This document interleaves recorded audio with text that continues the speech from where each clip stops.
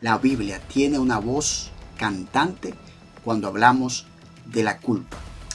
De manera que para las escrituras, tú, el nacer de por sí ya es un pecado.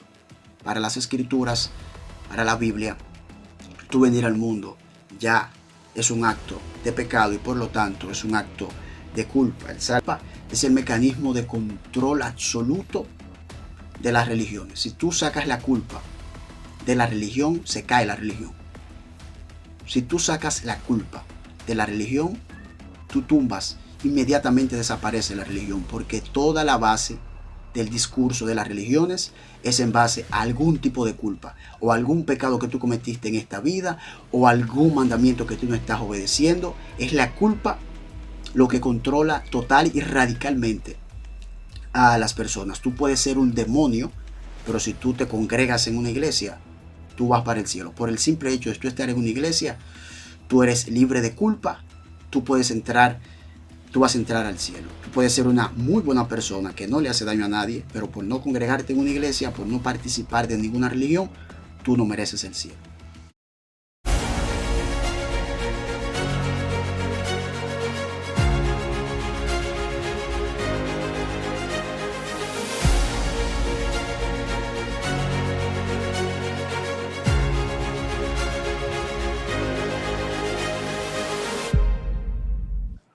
Hola, ¿qué tal mi gente? David Moreno nuevamente de este lado, como siempre, llevándole a ustedes información de tipo marginal, reflexiones de tipo espiritual, pero como digo, no por eso menos espiritual. Estamos en los márgenes, pero estamos con Dios de manera marginal. Muy bien, y el tema que hoy nos asiste es un tema sumamente importante, sumamente interesante, ya que hoy vamos a analizar por qué las religiones tienen tanto poder, por qué controlan, por qué dirigen, por qué guían una multitud de personas tan amplias como la que nosotros conocemos en el día a día. Y para ello he decidido titular esta reflexión eh, llamada Las tres cadenas de la religión. Quiero que hoy trabajemos con esa breve reflexión, las tres cadenas de la religión, las cuales son, como ustedes pueden apreciar, miedo, ignorancia y culpa. Por medio de estas tres cadenas, las religiones atan a las personas y no les permiten salir de allí sin que eso implique un trauma mental para quienes deciden hacerlo. Y comprender este fenómeno nos va a traer mucha claridad, nos va a traer mucha comprensión en cuanto al fenómeno de la religión en sentido general. Quiero recomendarle un libro que es de donde saqué la reflexión, por lo menos el concepto de lo que es religión. Quiero recomendarle un libro. El libro se llama Historia impía de las religiones. El autor es Fernando de Orbaneja. El libro te va a salir por aquí. Historia impía de las religiones. Autor Fernando Orbaneja. El título del libro es bastante escandaloso. El libro prácticamente plantea la idea de cómo han surgido las religiones en el tiempo y cómo este fenómeno no es tan intuitivo como uno a veces pudiera pensar, que el ser humano de por sí es religioso. Este autor explica cómo históricamente se tuvieron que dar unas condiciones para que el hombre pudiera desarrollar ese tipo de prácticas religiosas. El libro, quiero tomar de este mismo libro la definición que da el autor sobre las religiones. Él define la religión como una institución social formada por una comunidad de personas unidas por la creencia en un algo superior y por el cumplimiento de determinados ritos regulares. Esto señala prácticamente tres elementos fundamentales que constituyen todas las religiones. El primero, no es un fenómeno individual, sino que es colectivo. Todas las religiones eh, son colectivas, son grupales, admiten cierto tipo de agrupación, de congregación. Eso es el número uno. Número dos, tienen como base creencias compartidas. Tú no puedes pensar distinto a, por lo menos en lo básico, en lo esencial a lo que piensan el grupo en sentido general. Y en tercer lugar, estas religiones se mantienen por medio de ritos y prácticas repetitivas. A mí me parece que si las religiones se limitaran solamente a buscar a Dios y a dar respuesta a aquellos aspectos trascendentales de la vida, fuera todo un éxito. Pero ellas no solamente se quedan allí, sino que también ellos buscan a tener prácticas repetitivas para lograr controlar a las personas. No es que simplemente las religiones se limiten a buscar a Dios, sino que en su búsqueda de Dios diseñan un sistema para controlar, regular y mantener a la gente operando bajo el control que ellos quieren que ellos operen. Y para ello desarrollan estas tres cadenas que hoy vamos a analizar, que son el miedo, la culpa y la ignorancia. Entonces vamos a empezar estableciendo y mostrando cómo el miedo se convierte en un tema o una estrategia de las religiones para mantenerlas para mantener controlada a las personas. Entonces, empecemos con el miedo. El miedo como freno psicológico para mantener controlada a las personas. La semana pasada, en el video anterior, les hablaba acerca de de la relación que había entre la política y la religión. Y allí les daba el ejemplo de Hammurabi, personaje histórico que se cuenta que recibió las leyes de Hammurabi, leyes que iban a servir para regular la conducta y el comportamiento social de las personas. De hecho, de las leyes de Hammurabi se tomó muchos elementos que aparecen en la Biblia, pero ese no es el tema. Entonces, una vez que un rey establece cómo es que va a funcionar la sociedad o el mundo, en virtud de una revelación o en virtud de unas leyes que recibió de parte de Dios, pues automáticamente el pueblo está controlado. O sea, las leyes que se le dieron a Hammurabi fue en virtud o con el fin de controlar a Babilonia en su momento. Entonces, prácticamente se establece el principio del temor, de que si tú desobedeces las leyes del rey, estás desobedeciendo las leyes de Dios. Tenemos que, por ejemplo, en Egipto, Egipto siempre tuvo un tema con relación al entierro de las personas y eso estaba lleno de muchísimos ritos. Y una de las cosas que en Egipto se decía mucho era que para que tú, la persona que se te había muerto no quedara vagando en una oscuridad en el más allá, habían que cumplir con unos ritos necesarios para cuando la persona moría, para evitar esa vagancia en la oscuridad eterna. ¿Y cuál era el resultado de esta práctica? Bueno, que las personas terminaban empobreciéndose para llevarle amuletos y una serie de ofrendas para que así los sacerdotes aplicaran dicho rito a su persona muerta. Y de esta manera controlaban. Por ejemplo, en Grecia y en Roma no se diga. Si una persona no ofrecía sacrificio a los dioses, entonces los dioses se enojaban y traían desgracia a, a la ciudad. Entonces traían sequías, pestes, derrotas y guerras. Por muchos años siempre la estabilidad, la prosperidad se conectaba directamente con la relación que la gente tuviera con Dios.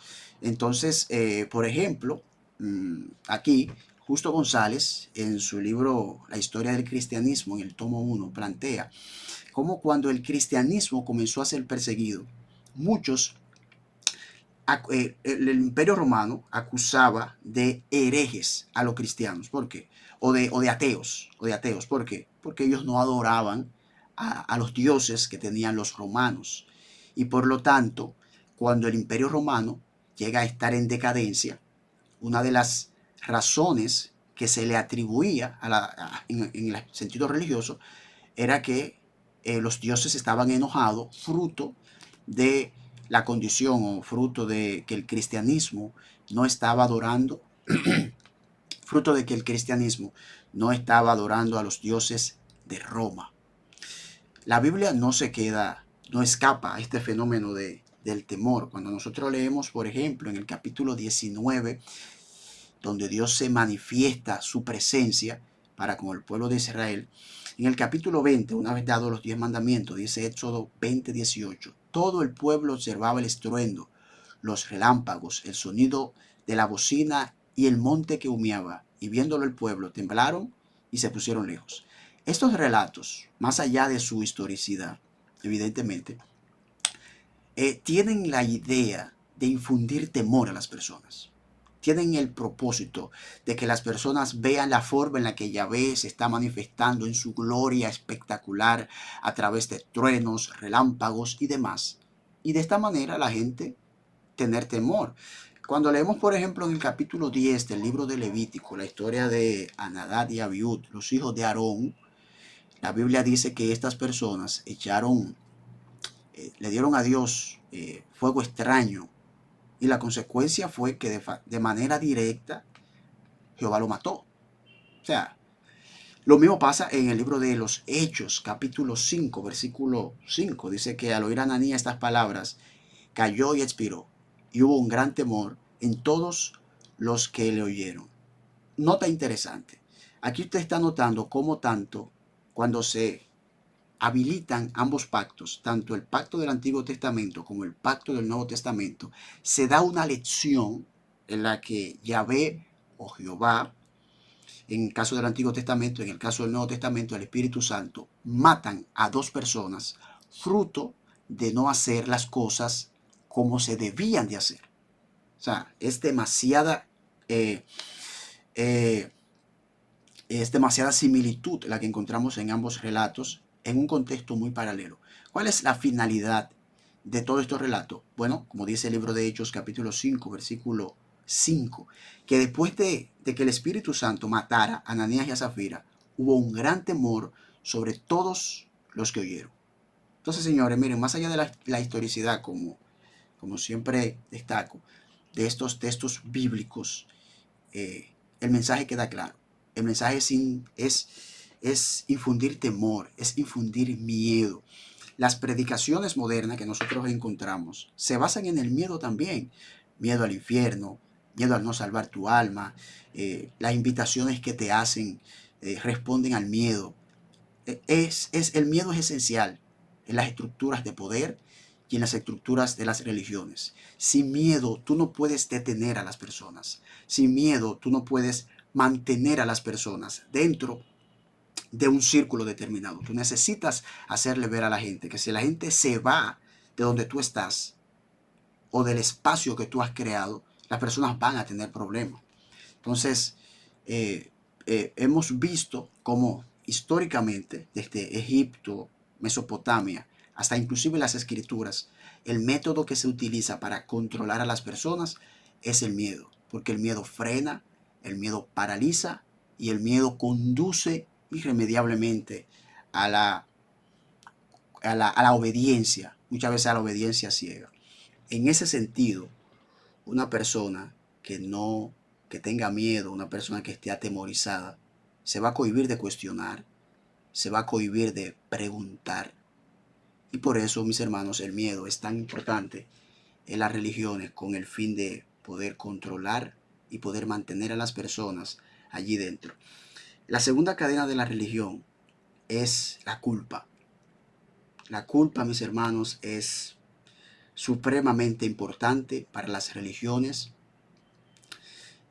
para que las relaciones se mantengan funcionales. La culpa no es solo un sentimiento. La religión institucional convirtió la culpa en un mecanismo de control psicológico de dominio. Los creyentes sienten una culpa eterna con Dios. Esa deuda se mantiene a través de rituales, confesiones, arrepentimientos y demás. El resultado es, bueno, que la iglesia, la persona no se siente libre y la iglesia, entonces, es que tiene la institución del perdón. La iglesia es la que controla el perdón de los pecados de las personas. Por eso es que sí, sin importar lo bueno que tú seas, sin importar lo bueno que tú seas, si tú no estás en una iglesia, eso no hace sentido. Pero continuando con el tema de la culpa, que es el tema que nos concierne, señores, la Biblia tiene una voz cantante cuando hablamos de la culpa. La Biblia tiene una voz cantante cuando hablamos de la culpa. Establece en Romanos 3:23 que por cuanto todos pecamos, estamos destituidos de la gloria de Dios. De manera que para las escrituras, tú, el nacer de por sí ya es un pecado.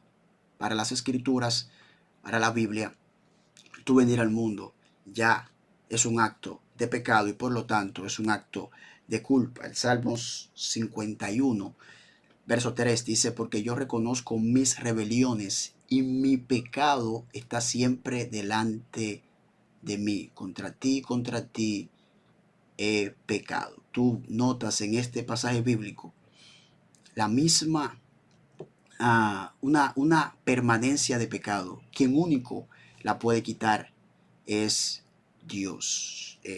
Lo mismo encontramos con el hinduismo, con el hinduismo y con su tema con el karma. La idea de que las acciones que tú cometes aquí, la vas a pagar aquí o la vas a pagar en otra vida. La culpa, mis hermanos, moldea el comportamiento de las personas porque ah, la, el temor, el miedo, por un lado, eh, te permite, no te permite tú salir de donde tú estás. Ahora, creo que es el sentimiento y la emoción más poderosa y más fructífera para las religiones, para todas las religiones, incluyendo la religión cristiana. La culpa es el mecanismo de control absoluto de las religiones. Si tú sacas la culpa de la religión, se cae la religión. Si tú sacas la culpa de la religión, tú tumbas, inmediatamente desaparece la religión, porque toda la base del discurso de las religiones es en base a algún tipo de culpa, o algún pecado que tú cometiste en esta vida, o algún mandamiento que tú no estás obedeciendo. Es la culpa lo que controla total y radicalmente a las personas. Tú puedes ser un demonio, pero si tú te congregas en una iglesia, tú vas para el cielo. Por el simple hecho de tú estar en una iglesia, tú eres libre de culpa, tú puedes entrar, tú vas a entrar al cielo. Tú puedes ser una muy buena persona que no le hace daño a nadie, pero por no congregarte en una iglesia, por no participar de ninguna religión, tú no mereces el cielo. Y de ese modo, la gente se llena de fantasía pensando que por el mero hecho de tú estar en una iglesia o participar en una religión, ya tú tienes el cielo ganado. Si tú eliminas la culpa de la religión se cae sola, sola. Escucha atentamente los mensajes que dan los predicadores y lo que dan los testigos de Jehová. Todas las predicaciones, todos los sermones están orientados a que tú estás en falta, a que tú estás en un error. Y no lo culpemos a ello, porque en muchos casos la Biblia se encarga de promover de forma significativa un discurso a veces culposo, a veces juicioso. Y yo sé por qué lo hace. Lo hace porque finalmente quiere engrandecer la inmensa gracia de Dios y de ese modo entonces mostrar la exclusividad que da el cristianismo. Pero eso no es que está libre de algún tinte teológico particular que terminó imponiéndose en la Biblia. De manera que la culpa, mis hermanos, es lo que controla a las personas en la religión. Y la gente no se va de la religión muchas veces por eso, por miedo a la culpa, por miedo al que dirán, por miedo a ser condenado, por miedo a que el diablo se lo lleve. Por eso muchas veces la gente no sale de la religión, aunque no esté ahí. Y por eso hay gente que están dentro de la religión, están 700 veces descarriados y de todos modos ellos se mantienen ahí y piensan que van a ir para el cielo, porque la culpa no les deja salir, pero tampoco la culpa le permite cambiar a ellos dentro de la religión, porque finalmente mm, la culpa como mecanismo psicológico tiene que ser matizada, analizada, porque si no se canaliza esa emoción de una forma positiva, puede hacer más daño que bien. Friedrich Nietzsche, en su libro La genealogía de la moral, atacó acérrimamente los valores que impuso el cristianismo, y en ese citado libro que le señalé, Friedrich Nietzsche mostró cómo la culpa en el cristianismo no es neutral, sino construida. Para Nietzsche, la culpa nació de la idea de deuda. Al inicio inició entre hombre, después entre el hombre y Dios. El resultado fue una deuda infinita, imposible de pagar, que mantiene al creyente atrapado en un sentimiento perpetuo de culpa, y quien administra esa deuda tiene poder sobre el creyente. Eso es así, mi hermano. Yo no estoy de acuerdo con todo lo que dice Friedrich Nietzsche, pero si nosotros somos honestos, si nosotros somos sinceros, debemos confesar que las iglesias, las religiones han querido monopolizar el perdón, han querido monopolizar la gracia y han querido monopolizar la relación que cada quien puede tener con Dios. Entonces la culpa, mis hermanos, es fundamental para la gente mantenerse en la religión. Por último, quiero terminar señalando el tema de la ignorancia. La ignorancia. Tú tienes el miedo que te frena, ¿verdad? Tienes el miedo que te frena, tienes la culpa que te aprisiona, que no te deja salir de allí, el miedo te detiene, el miedo te frena, la culpa te aprisiona y te mantiene ahí. Pero la ignorancia es el terreno donde crecen todas esas cadenas. Y la ignorancia es lo que no te permite distinguir entre una cosa y la otra, ¿no? Y históricamente nosotros podemos palpar eso. ¿Por qué la iglesia tuvo tanto control en la Edad Media? ¿De dónde vino el control de la Edad Media, de la iglesia sobre las personas en la Edad Media? Bueno, que la Biblia estaba escrita en un idioma que solamente lo manejaban los sacerdotes. Y por lo tanto, lo que sea que ellos digan, eso es palabra de Dios. Así sea que tú te mates por lo que ellos digan en nombre de Dios. ¿Qué pasó cuando las personas despertaron y cuando la reforma protestante surgió? Bueno, que el poder de la Iglesia Católica Romana en su momento terminó severamente mermado como fruto de que la ignorancia disminuyó significativamente. Por lo tanto, mis hermanos, la culpa, el miedo, pero por sobre todo la ignorancia, es lo que hace que las personas se mantengan anclados en distintas religiones. Señores, si nosotros estudiáramos en serio cómo se formó la Biblia, si nosotros, sin el sesgo de la fe, si nosotros estudiáramos cómo se estudia la Biblia, vamos a llevar a la conclusión de que todo lo que nosotros creemos con relación a la Biblia es puramente por fe. Es puramente por fe. Porque es un tema extremadamente complejo. La formación de la Biblia, en lo que se escribió, o sea, es un tema muy complejo y espero en algún momento poder analizar este tema con más detalle, pero es un tema bastante complejo, suficientemente complejo. Y al final descansamos, y al final creemos. La mayoría de las verdades religiosas tenemos que creerla por fe.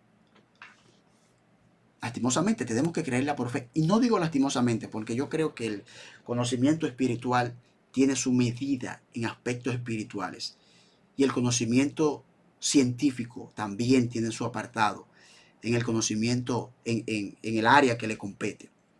El problema es que atento a dogmas de fe nos controlan.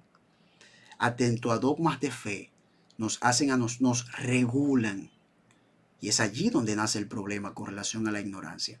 Es allí donde nace el problema con relación a aquello que nosotros desconocemos. Señores, yo quiero invitarle a que usted de verdad lea su Biblia, a que usted de verdad investigue, a que usted lea historia. Señores, no permitan que los sacerdotes, que los líderes piensen por ustedes. Razonen, cuestionen, vean más allá. No se limiten a lo que ustedes escuchan un domingo en una predicación. Ni siquiera se limiten a lo que ustedes leen en la Biblia.